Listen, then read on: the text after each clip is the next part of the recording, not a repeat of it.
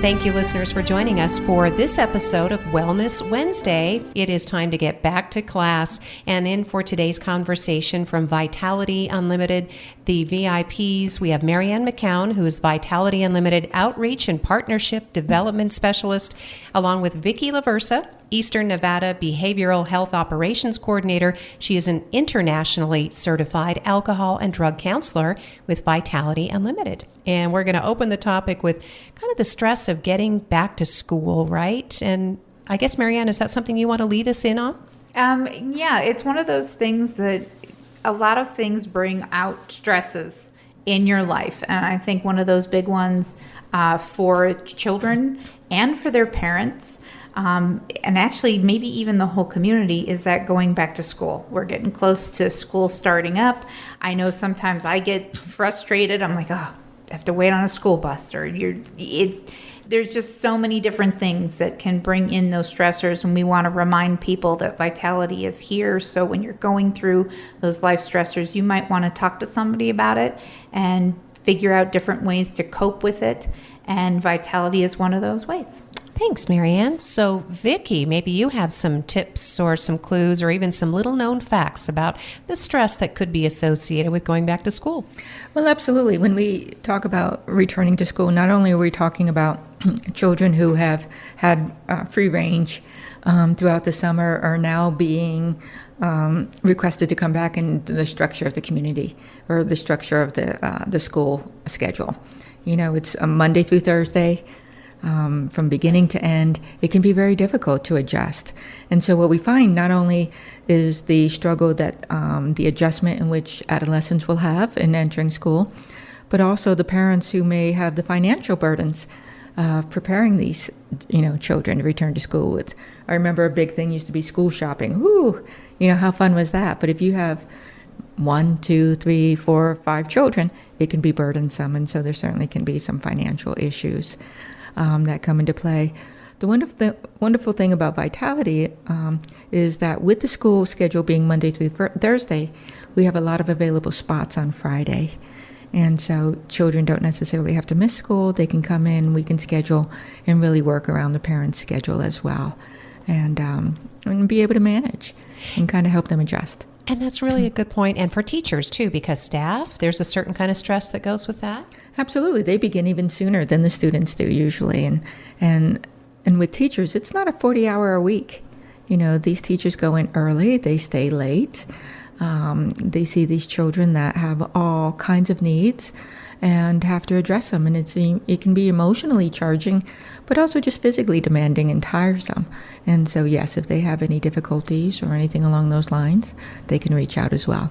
To Vitality, of course, with the integrated programs, behavioral health services, and Marianne, the best way to make that appointment or reach out? The best way is just to call us at 775-777-8477. And if you have questions, you can look at our website, which is www.vitalityunlimited.org. And I'd also like to stress that I think it's great that we're available Monday through Friday, but we also have Saturday hours as well, which a lot of places don't. So, and we're open from 8 to 5 on Saturday. Wow, that is fantastic. That is a great addition, of course, or something you've been doing. Sometimes teenagers and even adults can succumb to, say, peer pressure and getting back into group settings. And Marianne, did we want to talk about substance abuse as we head back into class? Yes, there's a lot of different ways that, I know during the summer that kids are out and about and hanging out with their friends. But usually those times when I was a teenager that you would run into that peer pressure was usually during the school year, and the more likely time to happen. And one of the things that we wanted to talk about is the fact that teenagers in Nevada are 22, almost 23% more likely to have used drugs in the last month than the average American teen. So that, to me, that's a big number to me. That is startling, definitely. And Vivki is our operations coordinator and the person who helps to administer the type of counseling. You know how detrimental substance abuse can be, especially with teenagers or even young adults. They're not really fully formed yet. No, absolutely. The brain is still developing. And when we begin to introduce substances, the earlier the age, then the more problematic it becomes. And what we're doing is developing really kind of the foundation in which substance use disorders will continue to develop. And so it really impacts the brain significantly with memory, with attention span. You know, I when I teach clients, I talk about, keeping the first string out in the field. And when we use substances, whatever substances they may be, they impact the prefrontal cortex first. And that's the first string. And so then not only do we bring out the second string of life, is then they're impaired as well. So picture that, second string, and then under the influence. And it can be really difficult. We want to keep that first string out in the field at all times. So, impulse management, emotion management, our ability to concentrate, remember, attention to detail is all impacted when we use substances, whatever they may be.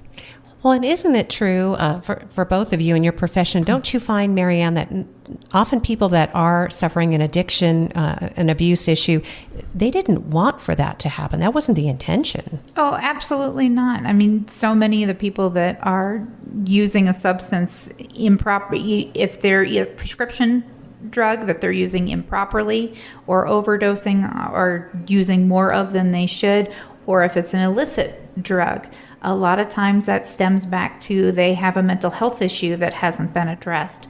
And well, we see it in Vitality. About 92% of the people who come through that are being treated by us for substance use also have another mental health issue going on. So it's not something that people want. Nobody starts out in life saying, hey, I want to be a drug user and get addicted to something. That's not something that people do. It just, life happens and things happen, and we're here to hopefully alleviate that and help them deal with their substance use disorder. There are several special events coming up, and we want to emphasize that primary care, behavioral health, substance abuse treatment is all as close as a phone call away, as you offer a practice without walls, Marianne. Yes, we do, and we want to emphasize to everybody that if you can't come to us for services, we can go to you. So, and a lot of people still don't know we've been providing mobile therapy for a year now, and they don't realize that we have that ability. And we've lost a lot of the transportation in this town. So, when you don't have the ability to come to the clinic, you can still call us, you can still set up an appointment. Just let us know that you need our mobile therapy van, and we can bring the appointment to you anywhere in Elko County. And if anybody still wants more information or just wants to learn more about our services, you can always visit with me at some of the different events that we attend. We've, National Night Out we always go to every year, but also we will be at the Native American Health Fair. That's going to be on August 20th, and that's from 9 a.m. until noon at Indian Health Services. So we've been going there, I think, the last 3 years. Great. Thank you so much for reminding us of that, Marianne. And again, we just want to remind listeners that our certified community behavioral health clinic is right here in Elko, Bluffs Avenue.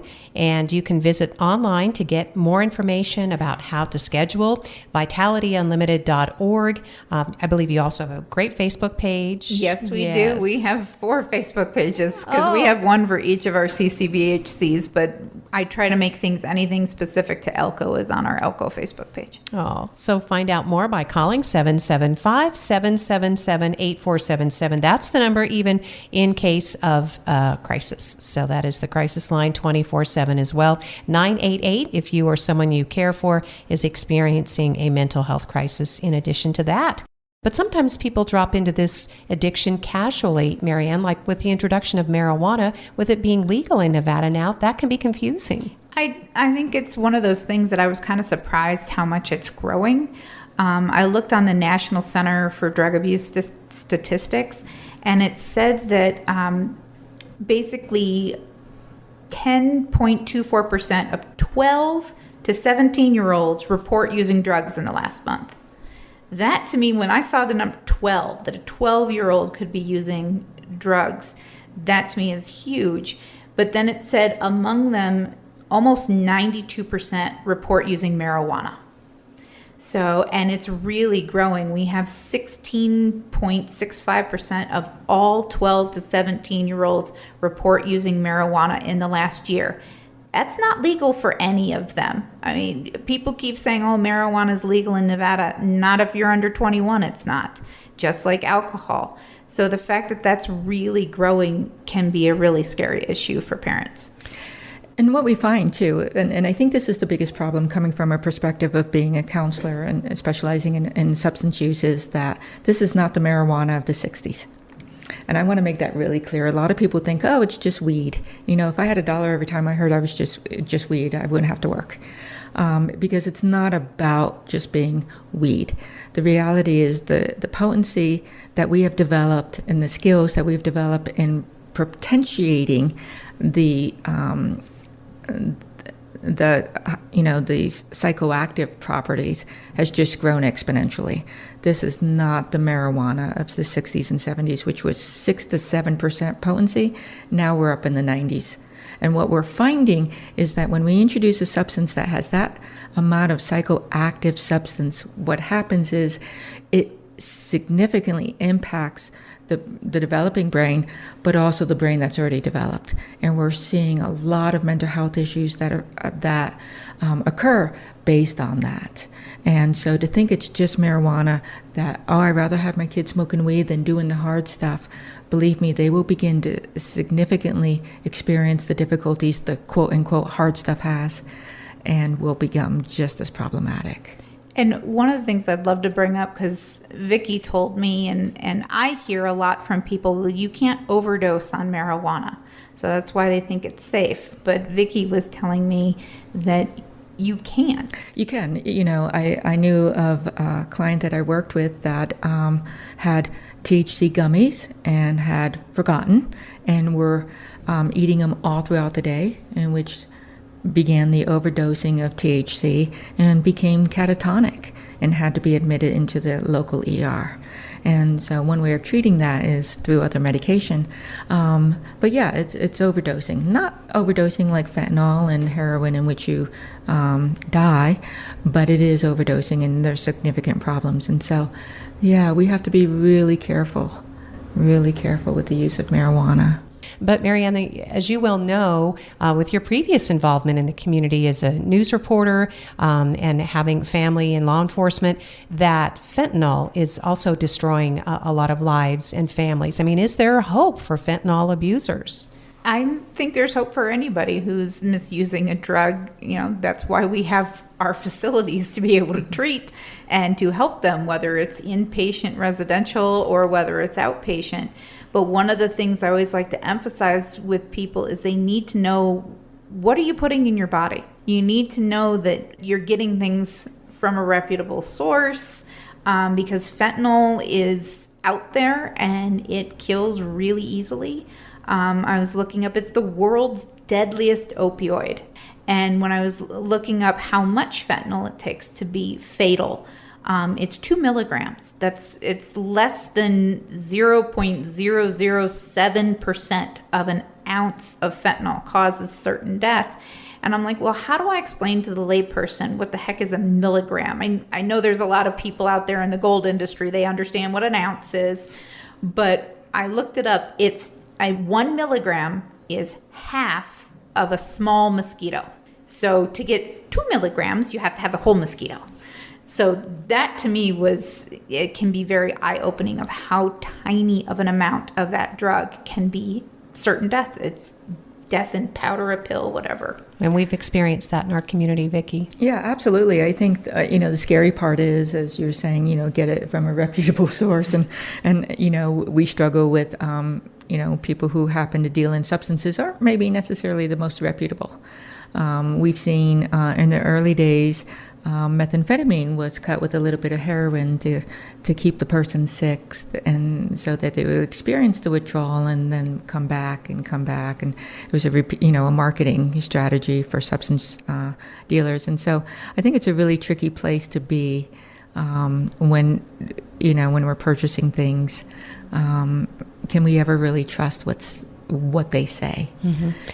We do talk about that with law enforcement, encouraging folks to just carry Narcan because it seems like this is so prevalent. Absolutely. And, I like the idea of having it available. I like the idea that when it comes to substance users, we want them to have that available to them as well, because they may need it or may have a peer that needs it as well. Well, certainly, Vivki, someone with your training and experience, internationally certified, what does, when you ingest drugs like fentanyl, cocaine, heroin, what does that do to the body? Well, it depends. If it's a stimulant, it stimulates the dopamine and our feel-good chemical to be released, and we call it what is called a dopamine dump, and we get this rush of euphoria. When we're taking a depressive drug, whether it be a selective central nervous system depressant, which is what marijuana is, or alcohol, which is a depressant, or any of the sedatives, it has a calming effect. And so all the stress, all the fear, everything gets brought down. And so again, when we're talking about substance use, we're talking about the inability to manage emotions. It's been called the disease of the feelings. And somewhere along the line, we have not been taught how to manage these feelings. And I would say my experience is that most substance users are they're not insensitive, they're overly sensitive. They feel the emotions to such an extent. And then, of course, it's very human not to want to feel discomfort. It's very human not to want to feel pain. If it's cold, we put a jacket on. If we have a headache, we take an aspirin. And so here we are in sometimes a misguided attempt to solve something, but developing those maladaptive patterns and resolving it. Wow, Vivki and Marianne, that sounds like a really caring yet professional way to help people understand why it is that they're seeking relief from these kinds of drugs, and then also to help them move forward. Well, and I think also too that there's a lot of other, people talk about if they use meth, it eats away at your body. It changes how you look. And Vivki told me something that I had no idea, that marijuana can change how you look. Right. There's a condition called gynecomastia, and I hope I'm saying that correctly. But what it is when we ingest marijuana in any form or fashion, it increases the estrogen level and impacts our hormonal balance, increases the estrogen while decreasing our testosterone. And so what happens is, and particularly in males, is that they will develop breasts. And so a lot of people would think, I'm just kind of getting heavy. It was the munchies, all these things. But no, there's a little bit more going on here. It's really about the hormonal imbalance that marijuana is presenting. And so I don't know that that's a fun fact. It's not fun for the person experiencing it. But here's, just another intake and just another perspective on how substances impact every part of the body. Well, Vivki, thank you again. The good news is that you can seek help. Vitality Integrated Programs the VIPs are certified community behavioral health clinic, and it is at 215 Bluffs Avenue. You can call them at 775-777-8477. If you checked in the mirror and didn't like what you see, this might be a good opportunity to start to turn things around.